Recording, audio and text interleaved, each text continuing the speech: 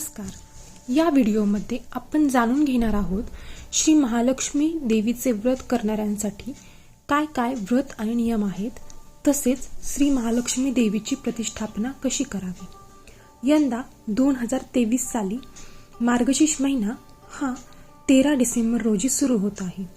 तर मार्गशीर्ष महिन्यातला पहिला गुरुवार हा 14 डिसेंबर 2023 या दिवशी आहे. चला तर मग आपण श्री महालक्ष्मी देवीची प्रतिष्ठापना कशी करायची हे पाहूयात. महालक्ष्मी देवीची स्थापना करताना तिचे तोंड पूर्वेकडे किंवा उत्तरेकडे असावे. देवीची स्थापना करण्यापूर्वी घरातील जागा स्वच्छ करून घ्यावी. ज्या ठिकाणी देवीची स्थापना करायची आहे त्या जागी चौरंग किंवा पाट मांडावा. त्याभोवती रांगोळी घालावी.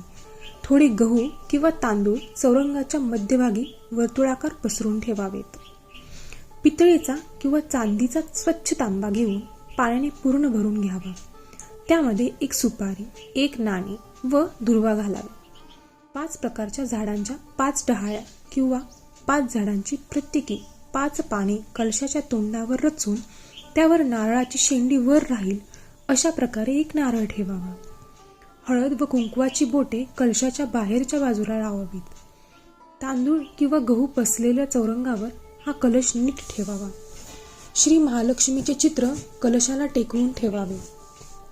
ओम केशवाय नमः, ओम नारायणाय नमः, ओम माधवाय नमः हा मंत्र स्वतःच म्हणून आचमन करावे.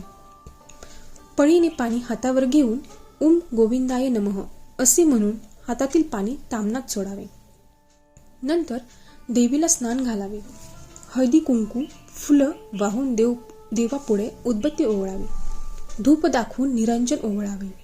देवीला नैवेद्य अर्पण करून झाल्यानंतर मनोभावे देवीची प्रार्थना करत आपली इच्छा सफल होण्याची विनंती करावी. श्री महालक्ष्मीच्या व्रताची कथा वाचावी. नंतर श्री महालक्ष्मी महात्म्य वाचावे. देवीला नैवेद्य अर्पण केल्यानंतर हात जोडून पोथीत छापलेले श्री महालक्ष्मीला उद्देशून इंद्रदेवाने म्हटलेले नवक अष्टक म्हणावे.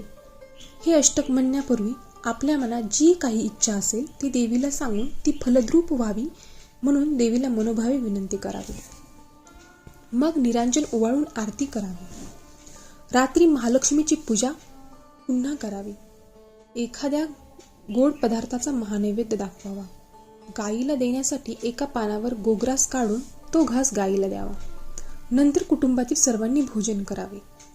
दुसऱ्या दिवशी स्नान केल्यानंतर कलशातील डहाळ्या किंवा पाने वेगवेगळ्या 5 ठिकाणी ठेवावीत. कलशातील पाणी तुळशीत ओतावे. देवीची स्थापना केलेल्या जागी 3 वेळा हळदी कुंकू वाहून नमस्कार करावा. अशा प्रकारे महिन्यातील प्रत्येक गुरुवारी व एकूण 8 गुरुवार होईपर्यंत श्री महालक्ष्मीची पूजा करावी. मार्गशीर्ष महिन्यातील पहिल्या गुरुवारपासून येणाऱ्या सर्व गुरुवारी हे व्रत करावे. न चुकता दरवर्षी हे व्रत केल्यास घरात समृद्धी, सुख, आनंद येतो आणि त्या घरावर देवीचा वरदहस्त राहतो. श्री लक्ष्मी देवीने पद्म पुराणात सांगितले आहे की जो माझे व्रत नित्यनेमाने करील तो सदैव सुखी राहील आणि समाधानी राहील. गुरुवार हा श्री तत्वगुरु भक्तांचा उपासना करण्याचा दिवस असल्यानेही याला महत्त्व आहे. आता आपण पाहूयात श्री महालक्ष्मी देवीचे व्रत करणाऱ्यांसाठी काय काय व्रत नियम आहेत. हे व्रत समाधान, शांती, ऐश्वर्य मिळावे म्हणून तसेच श्री लक्ष्मीची आपल्यावर सदैव कृपा राहावी म्हणून करायचे आहे. व्रत करणाऱ्याने लवकर उठून स्नान करावे व शरीराने मनाने निर्मळ होऊन पूजाविधी करावा. कोणत्याही महिन्यातल्या शुक्ल पक्षातील पहिल्या गुरुवारी या व्रताची सुरुवात करता येईल. दर गुरुवारी श्री महालक्ष्मी व्रत करून देवीची यथासांग पूजा करावी. अशा प्रकारे 8 गुरुवार हे व्रत करून शेवटच्या गुरुवारी उद्यापन करावे. 1 महिन्याप्रमाणेच वर्षभर दर गुरुवारी हे व्रत चालू ठेवता येते. देवीच्या फोटोसमोर बसून श्री लक्ष्मी देवीची कथा आणि महात्म्य वाचावे. उद्यापनाच्या दिवशी नेहमीप्रमाणे पूजा, आरती व कहाणी वाचून झाल्यानंतर 7 सुवासिनी किंवा 7 कुमारिकांना श्री लक्ष्मी स्वरूप समजून त्यांना हळदी कुंकू देऊन प्रसाद म्हणून एक फळ आणि या व्रतकथेची 1 प्रत द्यावी. शक्य असल्यास ब्राह्मणाला शिधा आणि दक्षिणा देऊन नमस्कार करावा. स्त्री पुरुष दोघेही हे व्रत करू शकतात. व्रताच्या दिवशी उपवास करावा. फक्त केळी, दूध, फळे खावीत. रात्री भोजन करावे. पद्मपुराणात संसारी माणसांसाठी हे व्रत सांगितले आहे. त्यामुळे पती पत्नी दोघे मिळून हे व्रत करू शकतात. हे व्रत करताना काही आकस्मिक अडचण आली तर पूजा आरती दुसऱ्या कुणाकडूनही करून घ्यावी. उपवास मात्र आपण स्वतःच करावा. अशा वेळी तो उपवास 8 गुरुवारांमध्ये धरू नये. एकादशी, शिवरात्र किंवा अन्य कोणत्याही उपवासाच्या दिवशी गुरुवारी फक्त पूजा आरती करायला हरकत नाही. रात्री हवे तर भोजन करू नये. काही कारणास्तव ज्यांना दिवसा हे व्रत करता येत नसेल त्यांनी ते रात्री केले तरी चालेल. फक्त दिवसभर त्यांनी उपवास करावा, फलाहार घ्यावा.